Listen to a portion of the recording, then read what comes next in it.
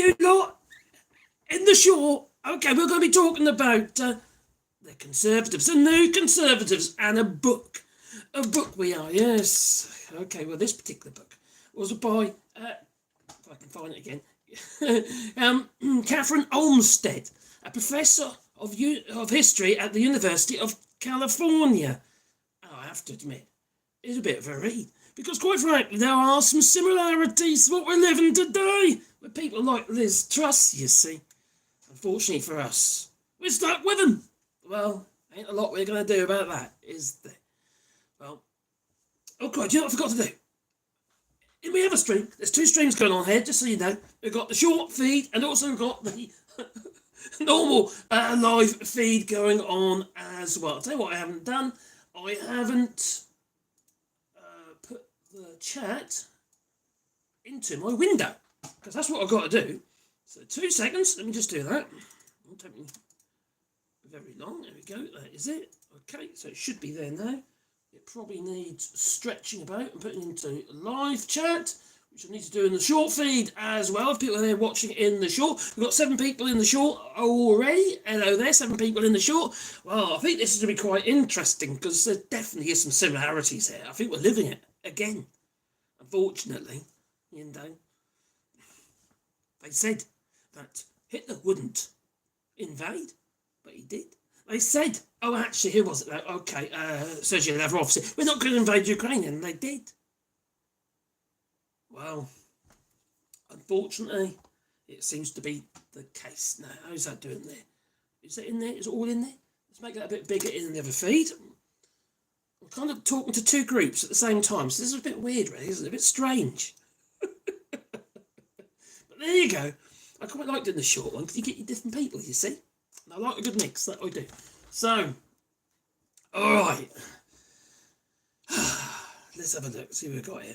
Okay, let's put that into the live feed as well. There you go, on the short. Okay, we've got 19 people in the short. Well, hello, welcome to AllShorts. So, a Daily Mail said that they, are we back to Nazis? Well, we seem to be reliving it, we do. So, let's have a look up here. I think that one, let's go back up here. Okay. Let's have a bit down a bit on that one. 2 seconds. Oh, it takes ages, this does. Now, this was a kind of a last minute thing I was going to do. So I've literally had no time to prepare for this whatsoever. So we're going to go for it. Yeah, well, I mean, Max, I'm not Max. Max is on tonight, isn't it? I don't know what time he's on for. I'm not going to be on for that long anyway. So, here we go. Alright, so we've got Orkbish here, we've got number 3, we've got Spanners. Spanner. You have an audience that we do? Yeah, it looks like it. I expect that Julian Assange will be extradited during the general election, probably, to hide the bad news about the threat of our freedoms and rights to protest. Yeah, apparently his liver aren't going to be was it burnt or dissolved in acid or something. There's some very rich devil that millions of pounds worth of a heart is going to be destroyed if Julian Assange is extradited. So that'll be interesting. Well, I'm being fed. Okay, am I being fed? You're being fed something. Anyway, you're being fed in the feed. Okay, so those of you in the short feed there, 37 people there already. And today we're going to be talking about a book, not any old book. It's actually really quite interesting, it is. And this book is by Catherine Olmsted, and she's a professor of history at the University of California. And I have to admit, it was, well, for what I've been reading so far, it's very, very interesting. And I'm going to order the book. Well, I have ordered the book, actually. I've already ordered it. I haven't got it, though. But I've got an extract here, for which I'm sharing with you. I'll put it into a text format so I can read it to you. Okay, let's get to it. Okay, let's get jiggy with it. Okay, well, all right, here we are. Okay, now, 6 media barons were partially responsible for Hitler. They were Hitler sympathisers, and let's be honest, I think that's because it's just history, it's just fact. The Daily Mail was one of them. Apart from the Axis group of A.J. Liebling wrote that freedom of the press is guaranteed only by those who own one. Yeah, the press, that is. Well, you see. How such freedom was used or abused by 6 newspaper proprietors in the a decade before the Second World War is the subject of a book by Catherine Olmsted, a professor of history at the University of California. I have to admit, I've been finding this really, really interesting. Now, the 6 were Lords of Beaverbrook and Rothermere in Britain, owners of the, wait for it, the Daily Express, the Daily Mail, respectively. William Randolph Hearst, who at his zenith controlled 28 newspapers spread throughout the United States. Right, and think about Rupert Murdoch and News Corp. You know, he owns like 90% of the media. One man. A little bit too influential, you see. Well, now Robert McCormick of Chicago Tribune, Joseph Medill Patterson of the New York Daily News, and Eleanor Medill Patterson of the Washington Times Herald. Now, the New Conservatives, McCormick and the 2 Pattersons were grandchildren of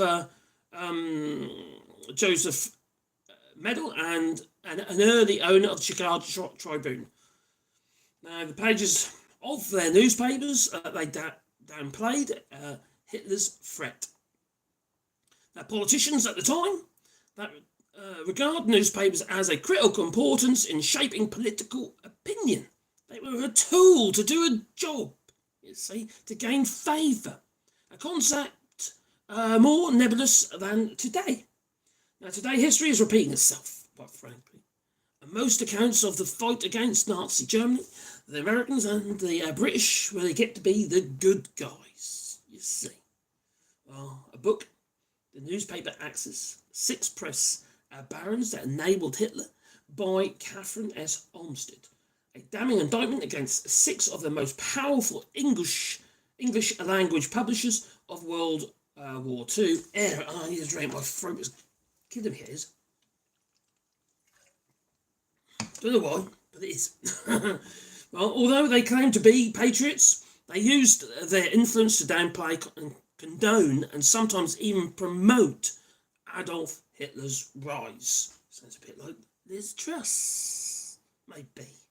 Well, the worst offender was Lord Harold Rothermere, publisher of the London's Daily Mail, and we know how they behave even today.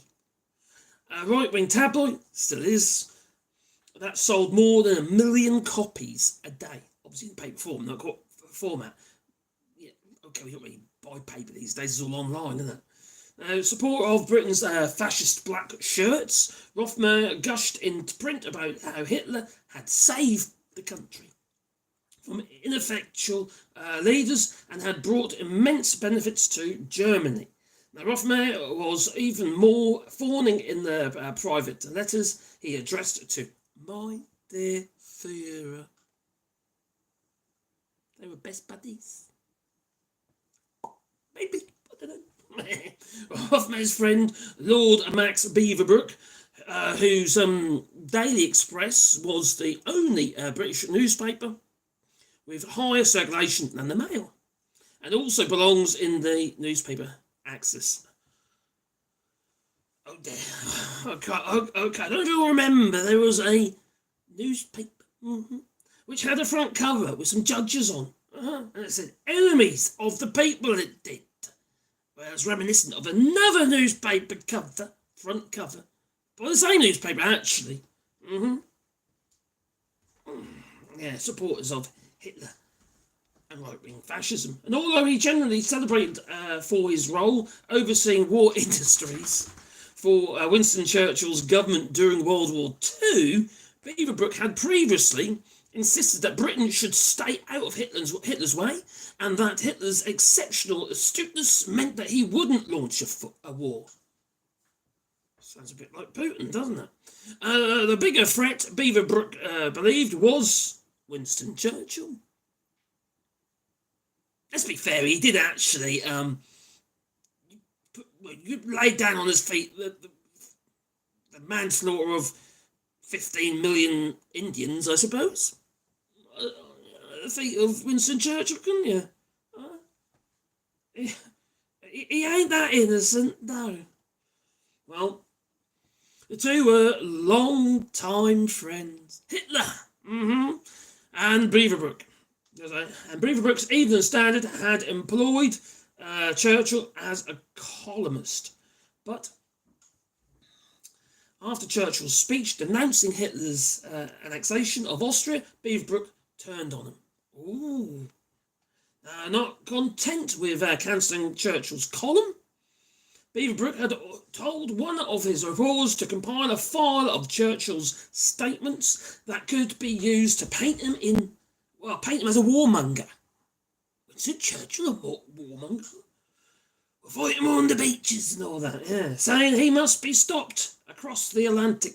Several influential American publishers agreed with Beaverbrook that, in Olmster's words, this is the author of this particular book, those who wanted to resist the European dictators posed a greater danger to their own country than the fascist leaders themselves.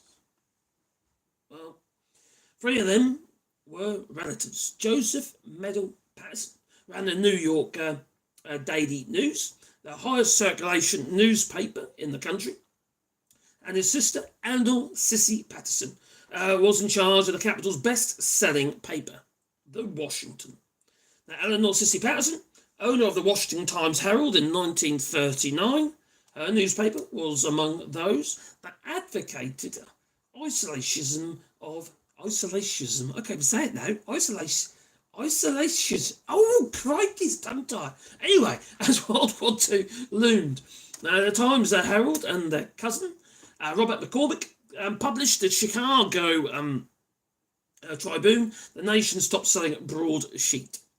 Joining them in the firm support of the isolationism was William Randolph Hearst, whose media empire, newsreels, magazines, a wire service, and 28 major newspapers reached tens of millions of Americans. I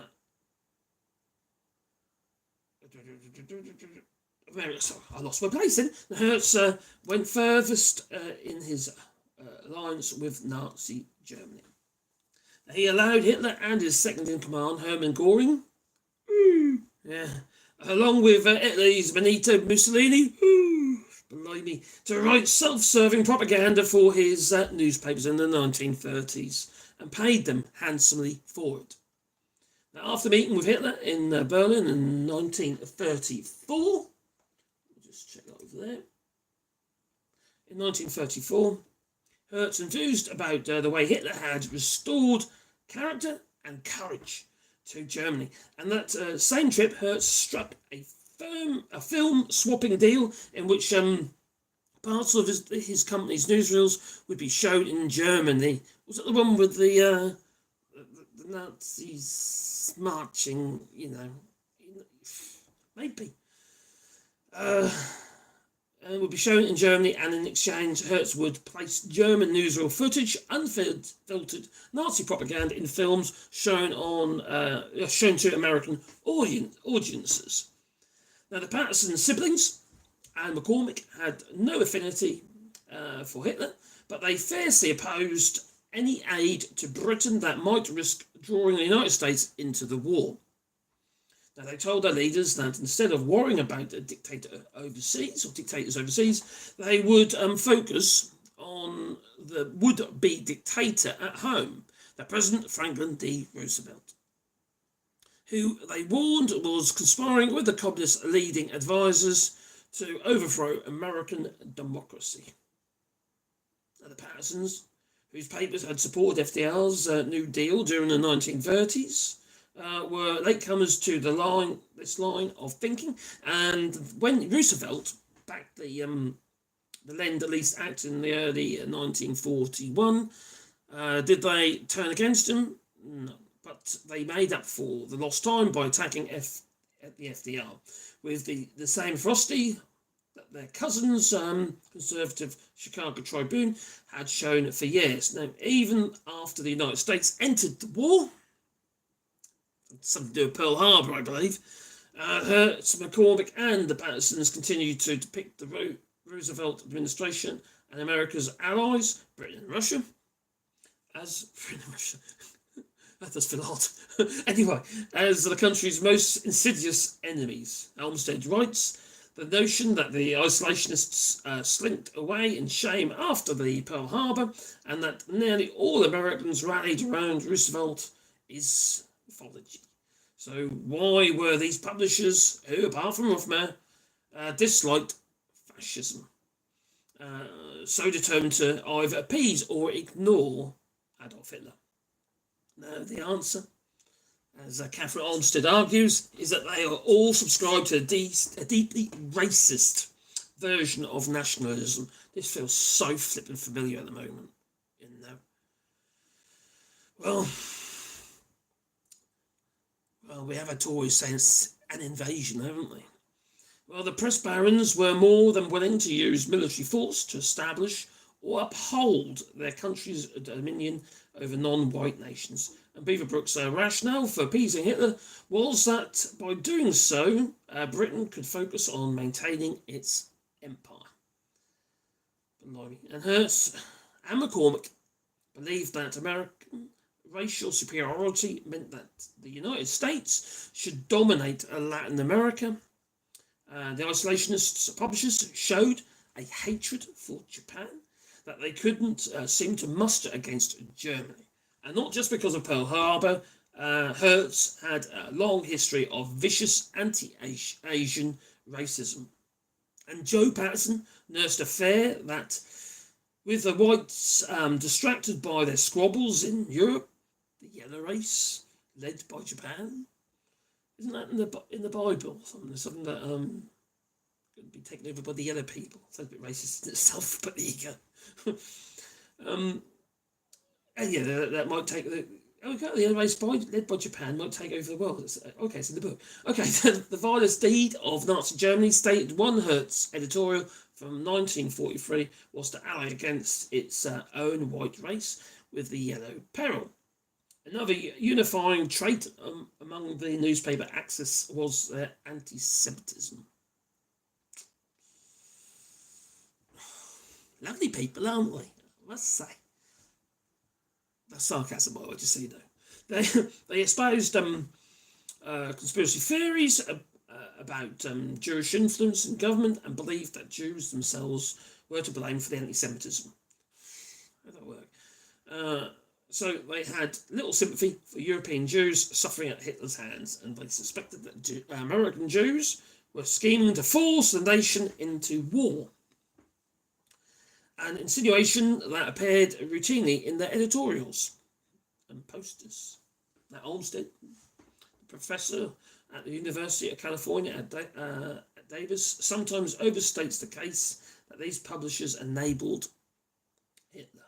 But opposing the president in a wartime isn't the same as aiding the enemy, especially when the president truly is violating democratic norms, although the press barons were less concerned with FDRs. They just want to sell papers, pretty much. It's all about money, isn't it? Natural abuses, such as Japanese internment, that there were paranoid fancies about him cancelling elections. Also, many other American newspapers failed to take Hitler seriously, just like Putin, I suppose, in the 1930s, and nearly all of them vilified the Japanese more than they did the Germans at the time. Obviously, things are different though. Although the Brexiters do try to, oh, look at Germany's economy, they say, don't they? You know. So, well, yeah, in many ways, the members of the newspaper axis were especially despicable. Not only were their editorials extremists to the point of being rather unhinged, their news coverage was slanted too. And given that they had the loudest megaphones, same as what we see today, isn't it? There's always those with loudest voices get their point across. People fall for it. That's what I don't understand. It's just people fall for that hate. Now, it would be comforting, though, to think that such irresponsible journalism is a historical relic, but it's not, is it? It really isn't. There's so many parallels with today's right-wing media on both sides of the Atlantic. Well, yeah, we certainly are. And unavoidable. Displaying apathy or sympathy towards brutal dictators. Well, Putin. And maybe Trump, if he gets into power, he's been talking recently. Crikey. And if Liz Truss gets back in, she's got a bazooka. She needs a bigger bazooka. What the hell is that woman on about? Anyway, deriding efforts to address legitimate threats, such as the pandemic, for instance, coronavirus, and schemes by liberal elites, anti-vaxxers and all that as well, blimey. It's just a way of controlling you, controlling the population. It's just frustrating. It really is frustrating. Anyway, who's in the chat? Hello, there you go. I've got a really dry throat. I don't know why. I got a bear. Oh, it's been to the hospital, I have. Still alive. And everything's normal, apparently. Maybe. Tories don't get tasered, says, oh, hello, AllShorts and all. Hello to you. Clara Zoom's alter ego. That's a long one. Afternoon, Marcus. Afternoon to you too. Either Marcus and all. And Marcus' biggest fan. Oh, the sound quality is much better on the other stream, is it? Why is that? I think you'll find that is a YouTube thing. Because I've got my microphone all set up there. I'll check that out. I'll watch that one afterwards, see what's going on there. I think the YouTube thing, I've heard that before. There's someone else was doing a live streaming on the YouTube Shorts platform, and the sound wasn't as good. So it should be, because I've got the proper microphone on both. So, cheers, Mark's biggest fan. Just let us know. I'll have a look into that. I think it's going to be hit and miss at the moment. It's new. It's early days at the moment with the Shorts, I believe. They've only been doing it for the last 10 days. Evening, Marcus, and everyone, says David Harris. Each time I hear about the black shirts, I remember a tale that my uncle attended one of the Mosley's rallies. Blimey. He came home and Grandad horsewhipped him. Oh, they were the days. Blimey. Can I get that a bit darker? Because I keep getting blown out. You see, I've got no control over anything really on the short feed. Very little indeed.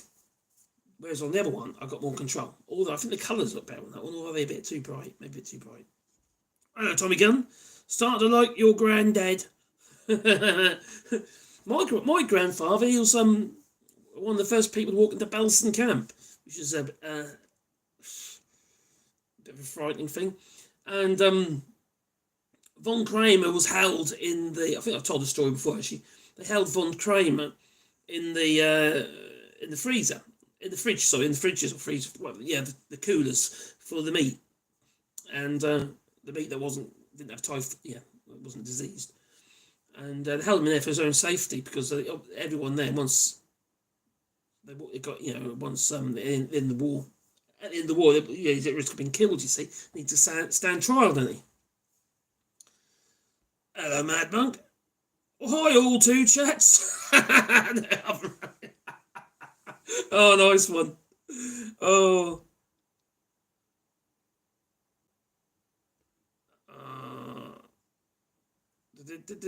I know that access groups. I was being facetious. The Nazis were not just about dictatorship. It was racism as a religion, and it was the living evil. It's all Aryan man and all that. Let me just get this bit.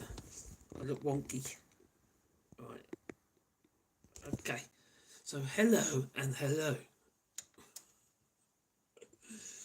Oh, crikey. Yeah, I've got two. Yeah, there's two streams streaming this. In the mainstream, I'm showing the actual document that as I was doing it. You know what I mean? But I also want to have a look at about right-wing political parties from about 1940s up to now as well. Just got this document up from. It's going to be a bit awkward, but because it doesn't format very well in the Wikipedia.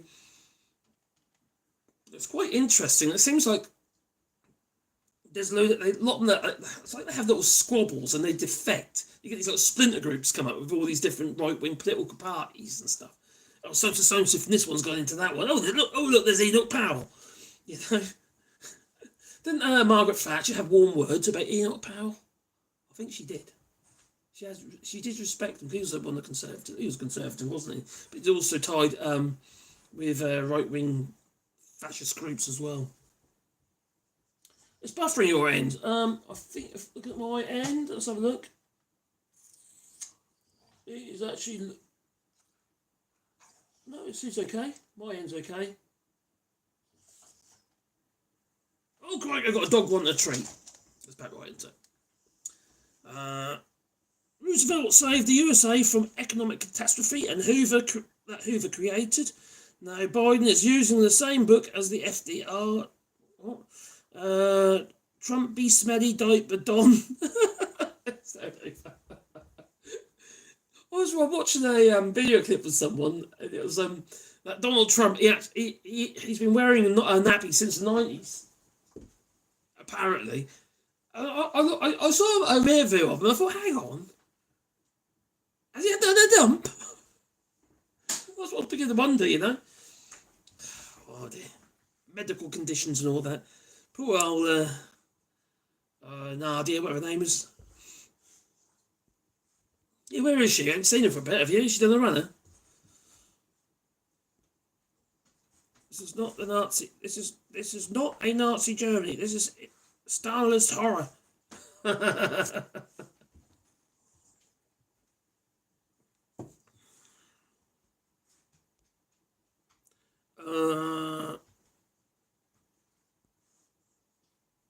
Marcus, very freaking important is that you stop talking about Hitler and concentrate about talking about Stalin. No, I'm talking about a particular book that's been written. Okay? And that's what's in this book. And I think it covers quite a bit, so it's quite interesting. That is what Putin is. Yeah, I know, I do agree. That's what he wants to be. That Mussolini. It's actually frightening how many Brits and Americans are openly supportive of Putin. I know, that is. Is it surprising, though? It's frightening, but is it really that surprising? With Brexit and what have you, the people that came out of the woodwork, you know, all those fascists and racists, they come out crawled out from underneath their stones because during the Brexit campaign, pushing Brexit, and none of them even understood Brexit. None of them understood the European Union. It's the same with the farmers, what have you. So I'm not saying that they're racists and Nazis and stuff like that, no, but fascists. I'm not saying that. I'm just saying that it seems to me that many of them didn't understand their own industry. That I still just can't get my head. I've said it so many times before, but I just can't get my head around that. And as someone who's been in business most of my life, to be fair, since the late 80s, I knew my customer. I knew what my customer wanted and what they needed from me, and how I needed to tout for work and stuff like that. But when it comes to the farmers and the fishermen, it's like they didn't have a clue. You know, 40% of the European Union's budget goes towards the agricultural sector in Europe, within the European Union, sorry. And the UK was in that. 40% of its budget. The European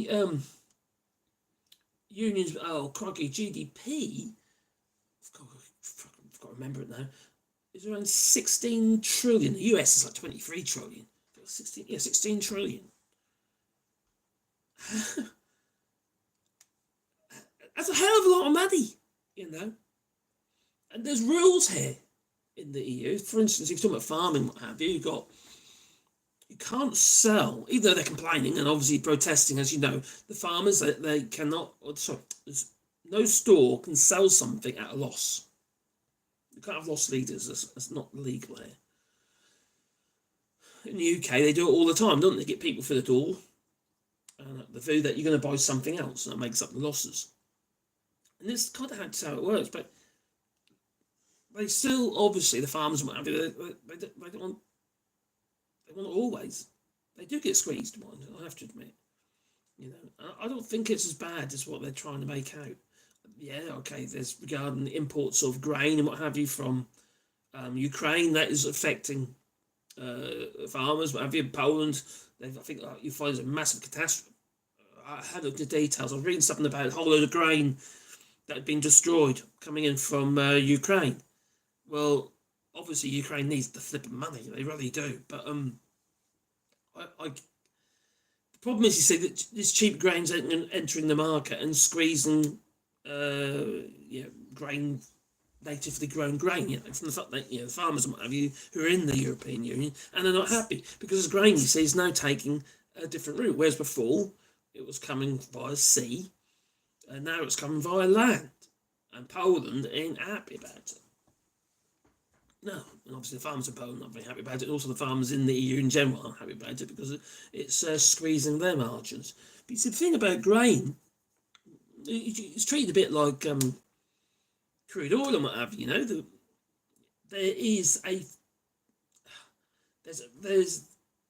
a price that everyone has to pay. So I don't understand how it kind of works like that. I suppose it's bringing down the market, the world market for grain, maybe. I don't know. I really don't know. It's nuts, though. But these people, they don't understand their own industry. That's what I really just can't get my head around at all. Hello, Perry. Yeah, I've already said that one. European Union is now a beacon of democracy. Finland was the only one after World War II. Now we have the EU. It's democratic. At the end of the day, all the representatives within the European Union were democratically voted by people. Representatives were, and then they make the decisions that we've elected them to do so. Just because we haven't been bothered in the UK to vote for our MEPs, well then, quite frankly, it's our own fault. They're still going on about it. The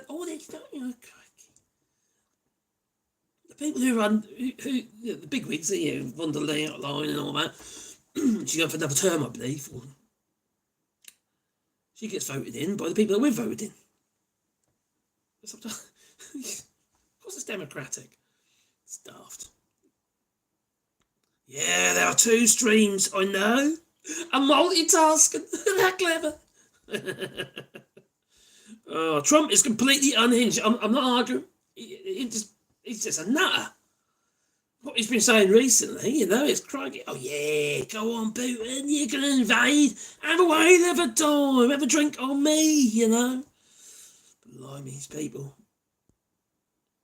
Stalin is not. Of course, he's an evil bastard, isn't he? Awesome. I watched a video of a Canadian family who moved to Russia to escape the evil of.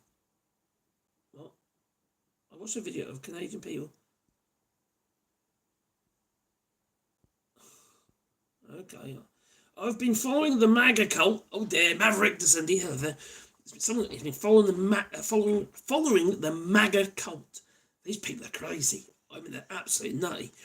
And I remember reading that the USA is well known for conspiracy theories and cults. And I've seen too many documentaries on these American-based cults. Well, look at Steve Bannon, Breitbart, and all them lot.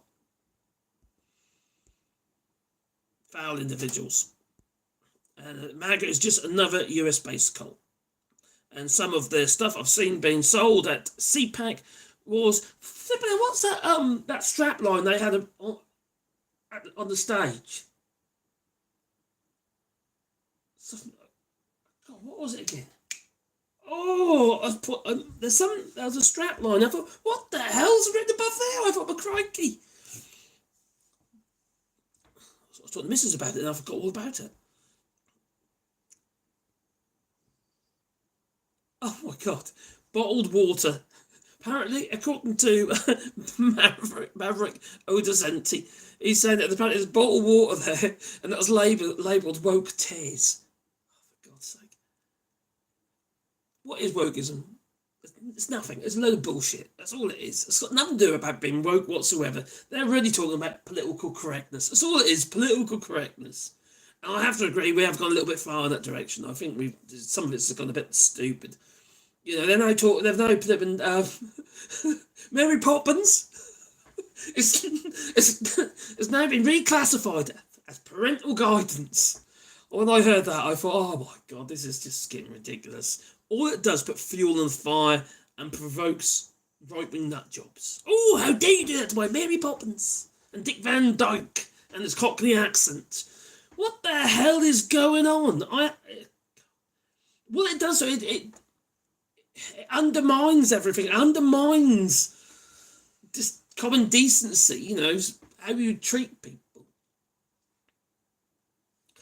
Social awareness. The latest craze among politicians is Elon's most secret invention. What is it? The Cybertruck? Oh dear. Oh, you talk about the brain implant.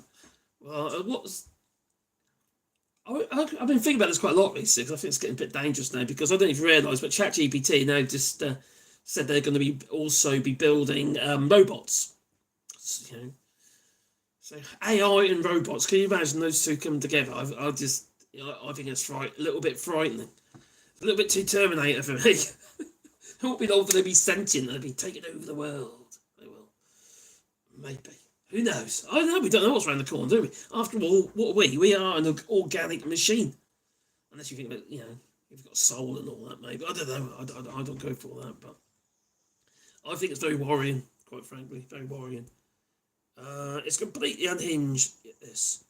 And I would say, Wurzel Gummidge, a.k.a. Liz Truss, spoke to the crowd, at CPAC she did, where there was hardly, I've got a clip here actually, where there was hardly anyone there. The people at CPAC, who are you?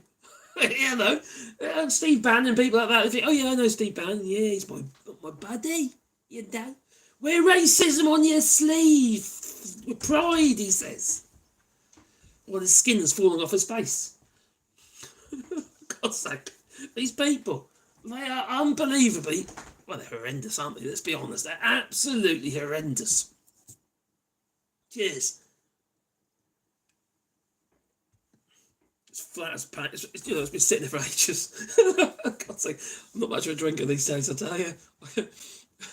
All right, anyway, I'm just going to check the other chat as well, and I will share that with you at the same time. I think we need to make that a little bit bigger, I think. So it's a bit not that big. Yeah, I'll do. Right, here we got there. I do apologise. Oh, timestamps. We put timestamps on, so there we go. Timestamps. They should have come in, but they haven't. Oh, that's a bit strange. Oh, I did do it. There you go. They're there now. Yeah, good. So I don't get carried away and get out of sync, you could say. Well, Dora, there you go, baby girl.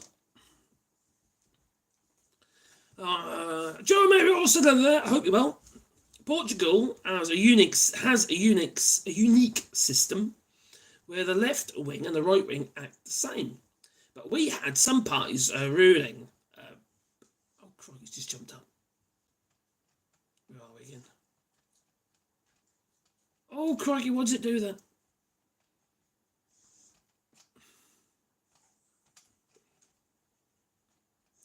Why does it do that? Oh, it's really annoying. Donkey Dave, most mornings on YouTube. God, better.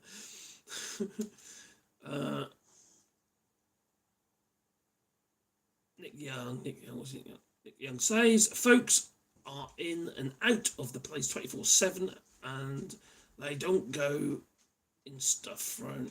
I'm about to sink here. Right. Who is organising the working up of the... probably the New Conservatives or something. God, it's really bright. Why is it all so bright? Who's working up the farmers? Take a look at, and you will see right-wing movements behind them. Grain from Ukraine doesn't get sold in the EU. No, but it does affect world market.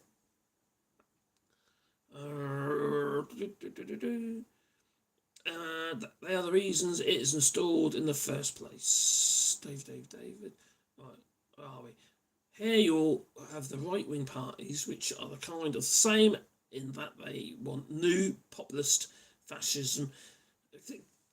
God, and sorry, too small for me to see from here. And when the progressive parties with specific interests.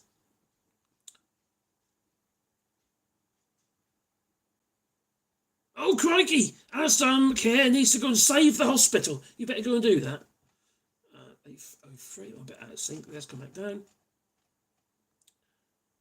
8:12. Okay. Elon has opened my eyes to hypocrisy. Really? You don't say. And the far left. Though the most ardent leftists in the Americans show how progressive they are by driving Teslas and making Elon wealthy. And then there's Elon Musk complaining about ChatGPT because ChatGPT was open AI, meaning it was open source, which means it's kind of a not-for-profit kind of thing, and now they're worth 100 billion.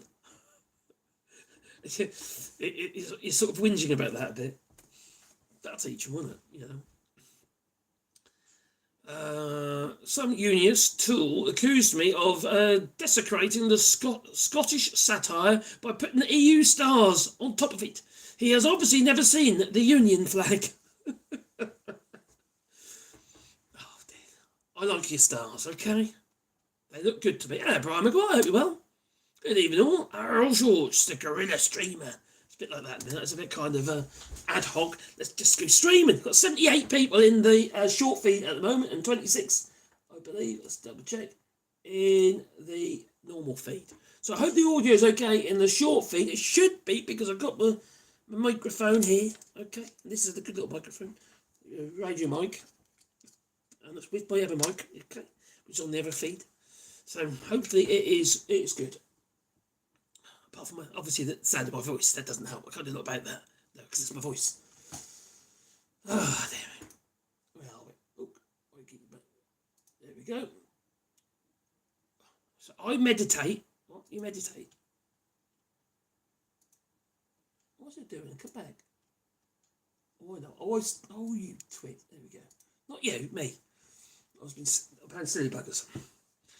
Yeah, he is a very hypocrite. I like watching interviews with Elon Musk when he does the science stuff. I find that quite interesting. I know he's got off flipping political and right-wing nut job, and likes having video clips of themselves with big guns. Yeah, that's for God's sake. Oh yeah, he likes to visit the border.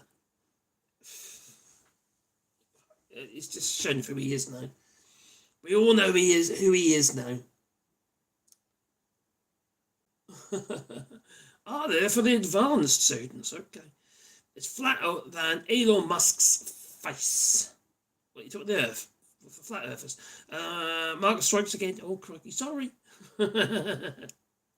Number 3, I meditate without the videos, and in my 40s, and meditating since I was age of 8. Crikey. You know, that's what I need to do. I need to meditate or do something to calm my mind. Because everything's going on around me, my head's a complete kerfuddle, it is.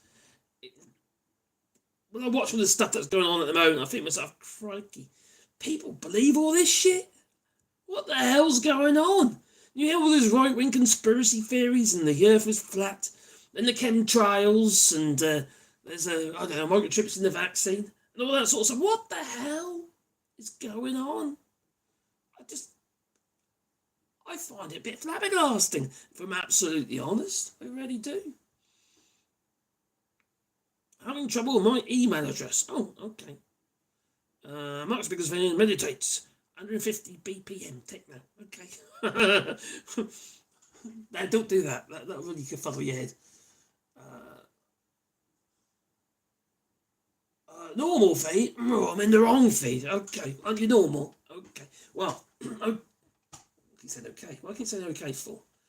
Right, I got this was actually in Wikipedia, and I can't actually. I might be able to if I scroll over to there, right, and then that's annoying.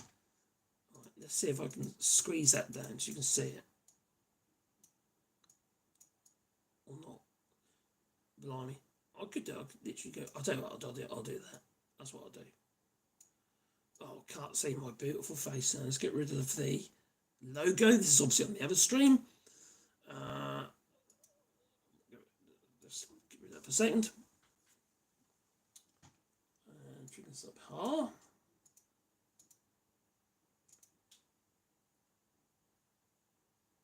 Right, not that one. Funding. Right. I mean, this I found it quite interesting reading through this, and although I can't remember after because it's just so much of it, so I'll briefly just go over it. I don't want to go over Max's live stream really. I don't know when it's even on. When's Max's on? It's about 9 o'clock my time, is it? Okay, up we go again. Up we go again. Okay. Let's start with the League, the British League of Ex-Servicemen and Women. That was formed in 1937, and the Soldiers' Welfare Group, and was taken over by Geoffrey Ham in 1944. Then we had the British People's Party in 1939, the BUF member, the former Labour Party MP, John Beckett. And they campaigned against the Second World War and continued to exist until 1954. They have the English National, so many of these right-wing parties, National Association. That was from 1942 to 1943. Godfrey officially running as independent, although finished bottom of the poll with only 254 votes, or 58 votes. In the 1950s, we had the British Empire Party. That sounds a bit more like that sounds like I don't know, a Farage type party. That one does. A British Empire Party was a minor right-wing party in the United Kingdom and was founded in the 1950s by P.J. Ridout and the League of Empire Loyalists, 1954 until 1960s. Defence League, oh my God, the White Defence League was formed in 1958 as a splinter group from the League. So all these splinter groups, you know, they have little arguments, and then and then they move on to the next. Don't forget people don't like Bunhouse Channel, you know. And LEL's refusal, so the League of Empire Loyalists. Oh God, I'm mouthful of that. And the WDL was vehemently against non-white immigration. Sounds a bit familiar, doesn't it? And they got the National Labour Party. That's 1957. And the two merged to form the British National BNP Party in 1960. Yes, in 1960 we had the British National Party.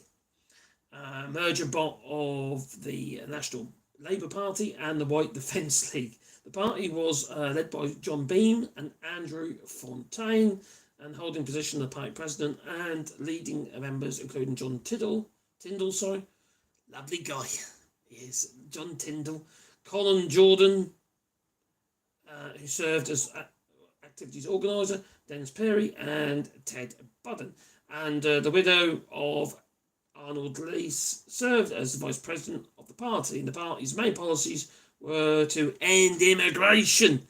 Oh, doesn't it sound a bit like the Reform Party? I think so. And they got the National Socialist Movement. Was formed on the 20th of April 1962, Adolf Hitler's birthday party. Oh, the lies. By Colin Jordan and John Tyndall as his deputy. Another splinter group.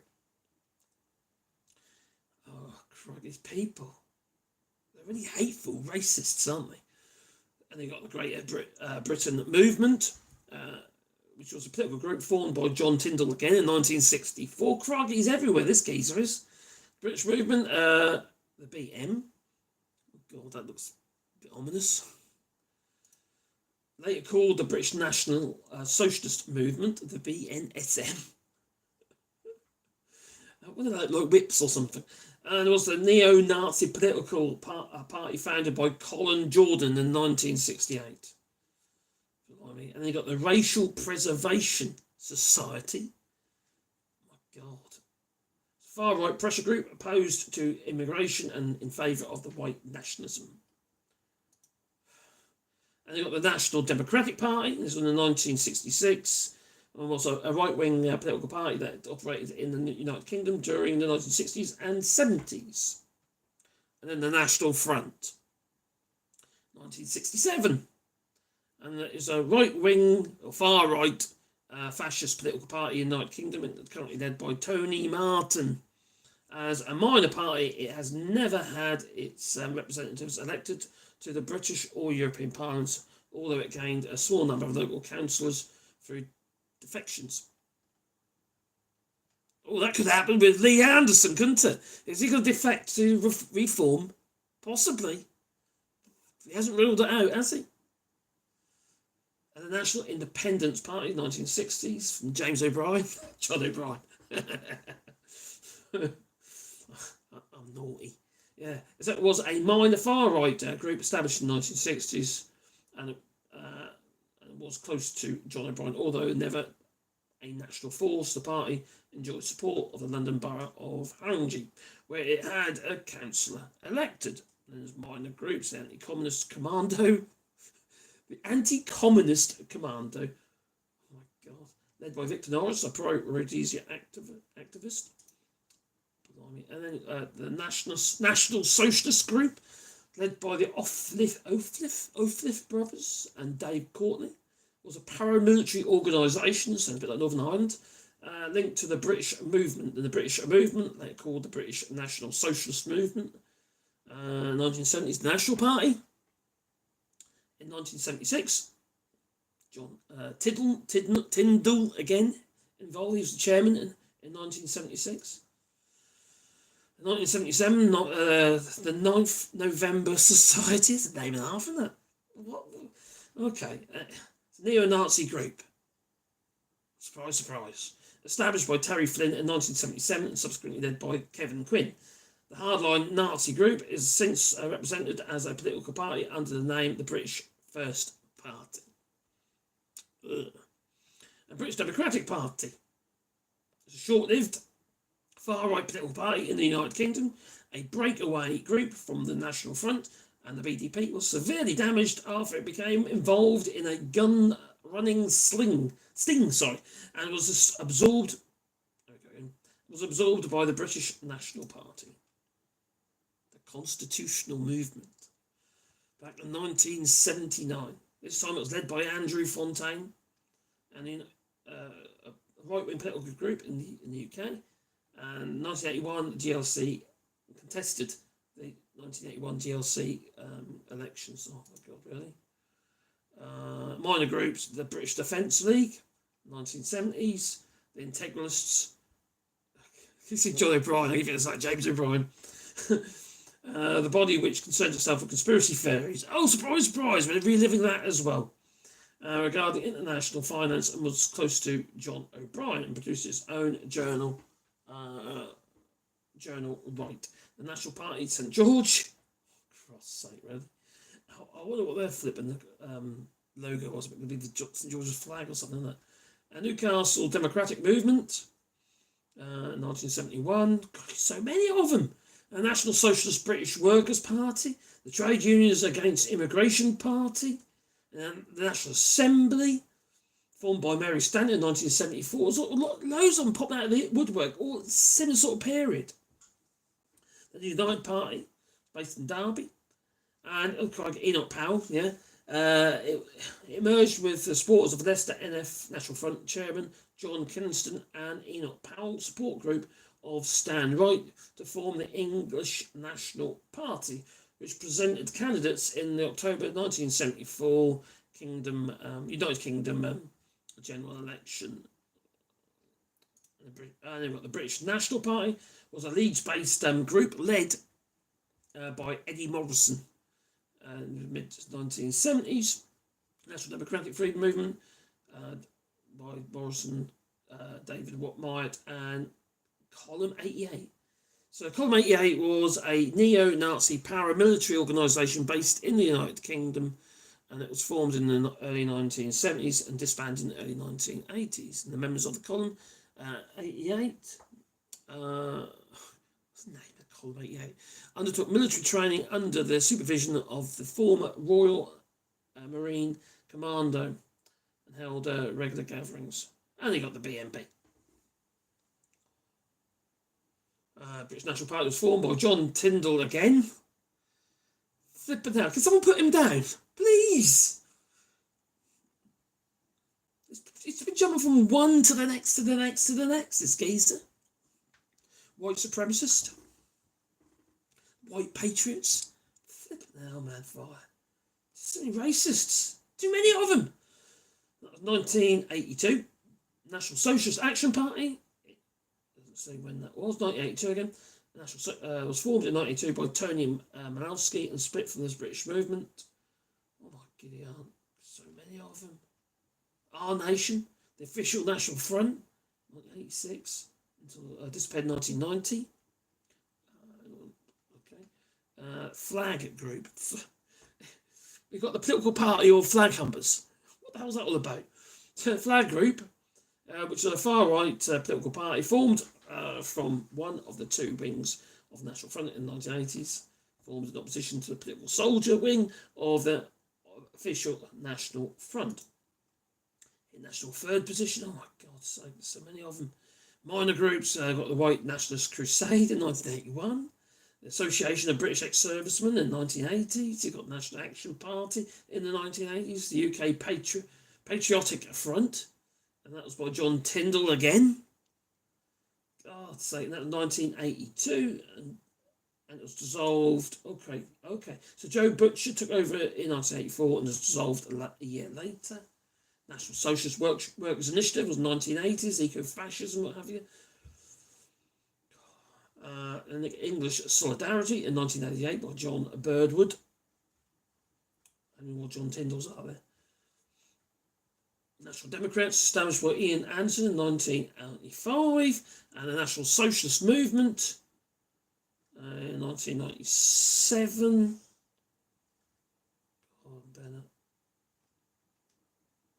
Oh, quite, let's get to 2000s. A bit close to home.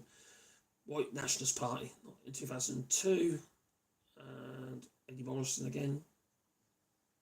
So they keep, oh my God, political wing of the Aryan white people unity. Yeah, and the page doesn't exist. It's probably been deleted. England's First Party. God, Bennett, EFP. Mike Cotterill again. In 2004. The Nationalist Alliance in 2005.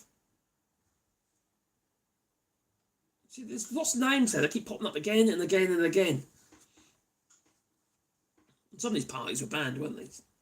The New Nationalist Party was a small party founded by former members of the BNP in 2006. Epping Community Action Group. Well, they just go to the village hall or something, you know, and do tiddlywinks.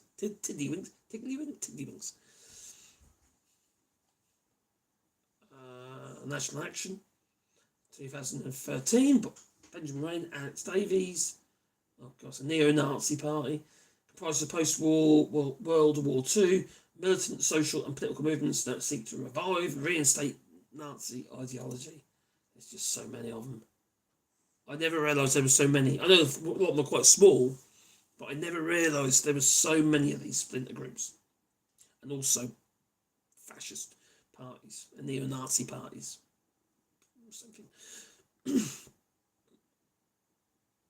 Britannica Party. There's a small party founded by Charles Bale in 2011. Britain First. This geezer, he's a right nut job, he is. Jim Dawson. There's two of them actually, it's not just him, but they're unbelievably ridiculously stupid. And British Democrats. It's in 2011. Who's it by? Nick Griffin and oh God, all flipping interconnected. Nick Griffin, British National Party, also the UK Independence Party, UKIP. They've gone really right wing now, haven't they? For Britain Movement, Civil Liberty. It's a fundraising organisation for UK nationalists, and that was run by members of the far-right National Party, the BNP, and British Democratic Party, the BDP, and that's been described as a front organisation. The BDP brings together all the hardcore Holocaust deniers. Patriotic Alternative by Mark Holt in 2019. So it's still about. He was a former director of publicity at the British National Party and the British Hand. These people are dangerous, don't you? It's a group founded by a 15-year-old teenager. Blimey, indoctrination must be. This was in 2020. Since then, the British Hand has been at the root of hundreds of far-right propaganda being released online. He's gone modern. That's because he's 15. Well, that's 2020. So, what would he be now then? He's going to be, 19, isn't he? God, yeah, especially on right-wing social media groups such as Telegram, which has led Hope Not Hate to start on an undercover. Well, the organisation Hope Not Hate has started an undercover investigation on this group, and later writing an article on exposing the far-right terrorist cell. I might have a look at that. The British Hand started by a teenager boy recruiting a fellow extremists on social media platforms such as Facebook and Instagram. They've got so much to answer for, haven't they? These social media. And it goes on and on and on. And now we've got Reform Party. I didn't see Reform on there. How come Reform's not on there? Maybe it hasn't been. Oh, crikey, that makes sense. Where's Reform? Shocking. There's no Reform. Where's the Reform Party? Well, most of these right-wing parties were mostly based in England. You had to do that, didn't you? You old Scotsman, you. It's the English. It's always the English. It's our fault. We did it. Blimey. David Harris. Oh, great, yeah, D-Day anniversary. That's right. Jay, why did the lion eat the tightrope walker? It wasn't a well-balanced meal. Oh, dear, that was a joke. Don't give up a day job. Hi, Tom, Marcus, and some of the guys have a ride out to Marsham, North Yorkshire tomorrow. It may be wet motorcycle ride. France may be later in the summer. Take care, everyone. If you've got France, you have to come down our way. Lovely roads around here. Stalin, I know, but I want to talk about Stalin. I'm not talking about Hitler a bit, am I? I mentioned Hitler for ages. Right, put the chat back in. Over here.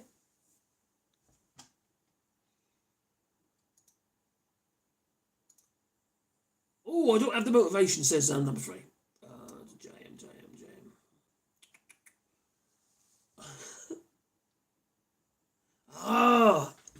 That's a good idea. He's moved the the short one.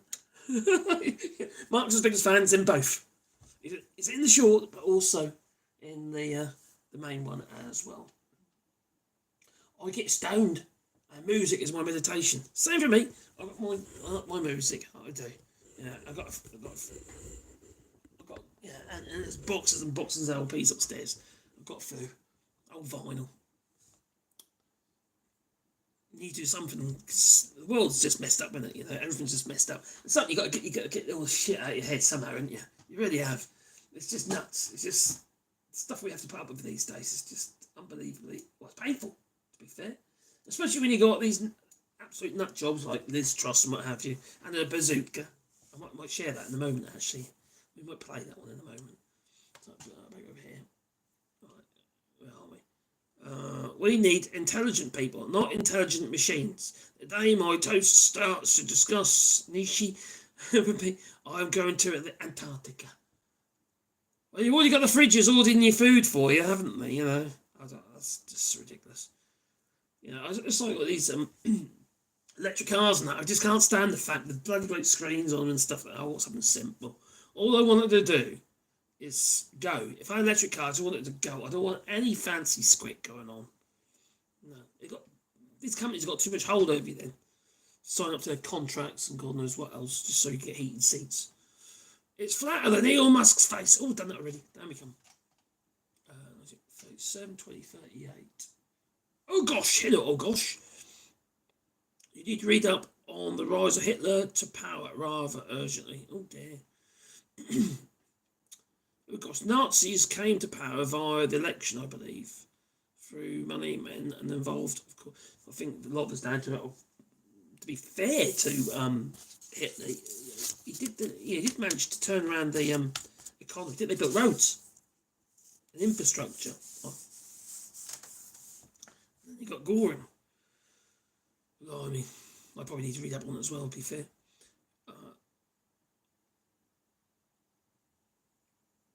It's the largest Democrat by no way was it the rest of the UK's thinking.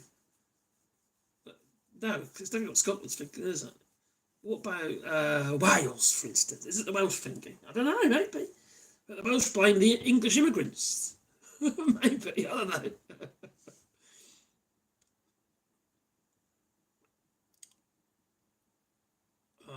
From the same sources, that's about 1.9 billion was funded, donation to fund the New Conservatives in the US.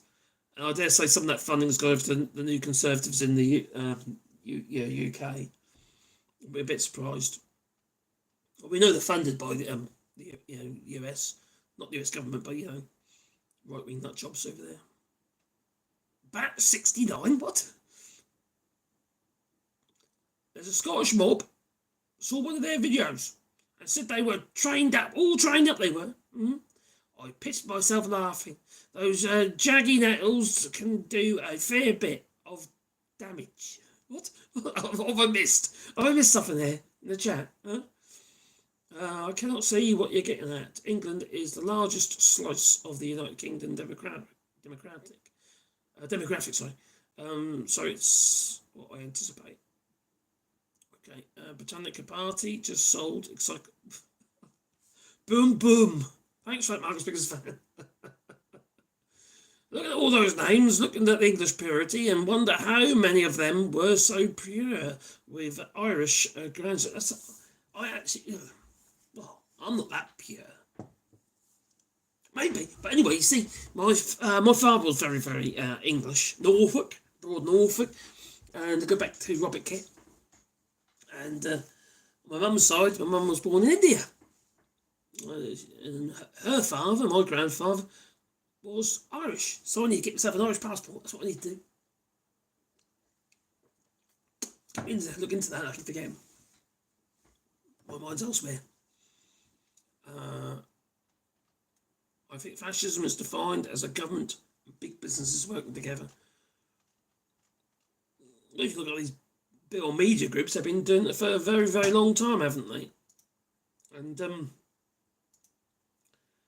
going to have to play this. This is just ridiculous. How can I get this in there, into the window? There's the chat.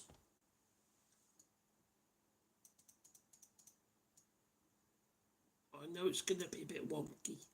I'm going to put it over here. Don't worry, it's not The Guardian, though. But I think we need to... It's about the bazooka, okay? You may have seen this already. Because it's kind of everywhere. Let's turn that one off there for a second. Bum, bum, bum, bum, bum. I did everything exactly right. But I'm not saying I'm a perfect person or I did everything exactly right. No. But I faced the most almighty backlash for those conservative policies that I tried to put in place. From the usual suspects in the media, from the usual suspects in the corporate world, but also from people that were meant to work for the government. The Office of Budget Responsibility, the Bank of England, these organisations sought to undermine the policies. Okay, Liz. Even the IMF intervened, and even President Biden intervened to have a go at my policies. Ooh. Now, can you imagine being attacked on your economic policies by the inventor of Bidenomics? Bidenomics, oh dear. Talk about offensive. She's so funny. But the reality is, with that Ain't she funny? level of antagonism, I simply was not able to implement those policies, which I believe, and Conservative Party members believe, would have delivered for our country. And frankly, what about the pensions? I didn't have enough support from Conservative MPs as well in order to be able to do that. So what about this the is 20 billion? That I have learnt. I've learnt that it's not enough just to have the right policies. It's not even enough to get the position of power that you need to deliver those policies. Because Conservatives are now operating in what is a hostile environment. Oh, God's sake. And we essentially need a bigger bazooka in order to be able to... You got to have a big bazooka. Ooh. And I think we have got to challenge the institutions themselves. We've got to challenge the system itself. And we've got to be prepared to take that on as Conservatives. She's a crazy. She's a crazy, she is. Blimey. I've only seen the short clip of it originally, not this piece, like 2 minutes of it. And she's so hard done by. It's everyone else's fault. But what happened to the pension fund, the pension pot? What happened to the fact that Andrew Bailey of the Bank of England had to sell off 20 billion in government bonds to plug the gap caused by her? And there was a suspicion it could have been up to 80. They're prepared to let go of 80 billion in bonds.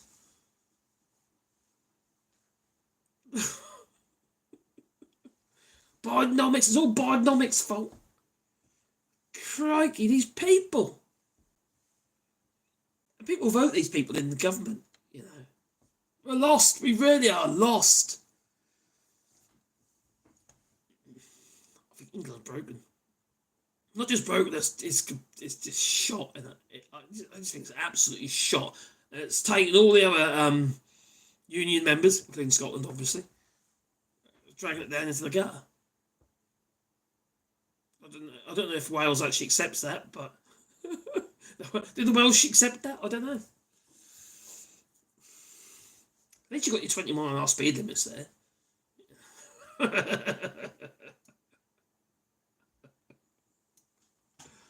Oh, blimey. That CPAC thing, I have to admit, that was a bit of an eye-opener. Let me just... No, I'll just say... Oh, go away. Not you, that. Right, so, where are we? The earth may not be flat, but the water also does not bend. Can you bend water? No, you can't, can you? Not really. Bazooka pie.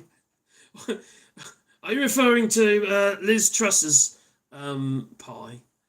Because she did like her pie, didn't she? Oh my God, that woman. She is absolutely foul, that she is. Liz Truss, anyone remember Liz Truss and her pie? Mm-hmm. A bigger slice of the pie. How'd that pan out? Well, it didn't, did it? It was shrinking. A shrinking pie. Oh, crikey, now, like this, we're going to get this cretin back in the US. Like you'll go person, woman, man, camera, TV. Oh dear, there's no hope. There's no hope. Perhaps if she just looked down. What? She is a batshit crazy. Yes, she is. She's a nutter. She's one of yeah, you could say. She's a loon. You know, and what gets me is people like, I don't know, well, she's going down the old fascism route, isn't she? And you could say that about Boris Johnson as well, but I don't think he was. I think he was a populist. He wanted people to love him. Yeah. I'll bring them death, bodies piled high, and they'll love him for it. A bit like that, you know. I don't think he believed half the stuff, which makes me more dangerous, to be honest. Did you say she needs a bigger bazooka? Yes, she said she needed a bigger bazooka. I kid you not. You heard it from the horse's mouth. Blimey. Tommy Grant, no, you sure? What about the raindrop? Oh, Mr. Spank. What does Tommy Gunn say? The earth may not be flat, but water also does not bounce. Okay, I get you there. Truss is giving dumb blondes a very bad name. Yeah. It's not really fair. That's terrible terminology. It's just... So, because you're blonde doesn't make you dumb, does it? Not at all. They're silly. Number 3 is gifted 5 AllShorts memberships. Oh, brilliant. Excellent. Well done, mate. Doc Davies, Toys Don't Get Tasered, Andrew Evans, Cray Library, and Cathal OG were all gifted memberships by number 3. Thank you, number 3. Oh, dear. Take care, Tommy Gunn. Number 3 is free. Number 3, thanks, bud. Oh dear. Night, everyone. Night, Brian. I'm clocking off in a second as well. She's giving Polly a bad name, is Liz Truss. Yeah, she's an absolute loon. The furthest behind being her shoulders, rear end. Oh, crikey. That dress she keeps wearing as well. It's just like, was she wearing the same dress? That's a good point, actually. Was she wearing the same dress? This is Dave. Kind of.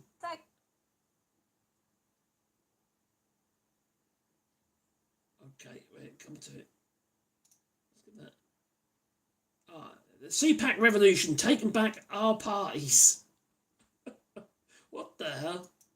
Is she wearing the same dress? No, she's not wearing the one with the weird shoulder pads. Oh, dear. I mean, if Liz Truss just looked down, would she get some bazooka-related inspiration at all? I don't know. I don't know what that means. Oh, crikey, got to have the pork markets. Pork markets. You change the subject. The raindrop isn't an ocean. Lost me already. Truss is given... Oh, no, there we come. Larry, I could do even better. We could drop her off at Mad Monk's. Do it! Microcosm or macrocosm, as above, so below. A raindrop is an ocean, and it says just perspective. Okay. A body of water does not. They're talking about bending water on the other chat. You guys and girls in this chat. There's people in the other chat. They're going about bending water, and a drop of water. It's mind dumbing. It is. Yeah. There we go. Pork insider. What? Keep living and learning, you lot. Latest. Take care, Tom Finney. Be good. Free and nevertheless. Yeah. Freedom. Got a free. Yeah, that's what it is, generosity. Yeah. Well done, number 3. Cheers, buddy. Oh, by the way, number 3 has his own channel as well. He uploads many shorts now. I think it's many shorts, isn't it? Also, been doing some readings as well, reading books and stuff about certain political stuff. He's pretty cool. And anyone who puts their neck on the block and gives it a go, I have all the respect for. Other channels now I quite like. It'd be like Regan Elite, and he's got himself monetized now, so he's actually getting a little bit of money from his YouTube channel. So Regan Elite, he's another one, and obviously the usual Max Spears and stuff like that, very good. Political X, I like, there's a few out there, there's a few out there, and all a little bit different.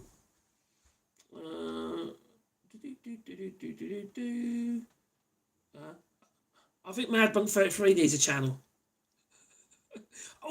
Crikey, don't forget his brother. Mad Bunk's brother. He's got his Scottish channel. Indie Truck Davies. Don't forget them. Let me come. Scrolling up. Oh, thanks, I'm afraid. She may not be human, or is she, but possessed. I mean, all these flipping Tories, whenever they do anything, whether they do stand-up comedy, they all look robotic. There's her look like she's stacking boxes. She's doing this all the time, isn't she? Liz Truss. What's that all about? You got dead-eyed Richie Sunak, and obviously his uncomfortable silences.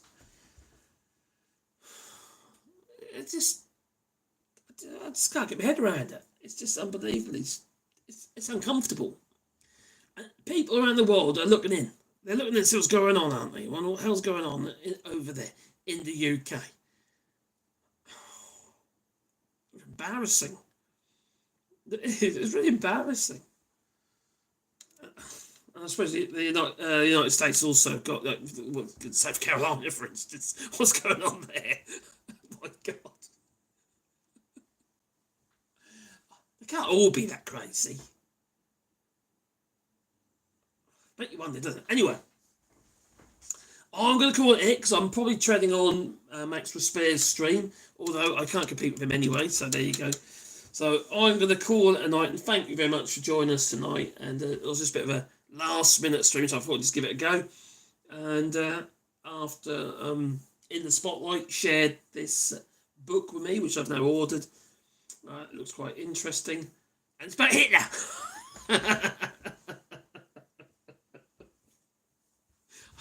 It probably mentioned Stalin a few times, I'm sure. Okay, anyway, it's time for me to go, so I'm going to say toodaloo, So toodaloo in the short feed. Toodaloo. I'm still in the long feed.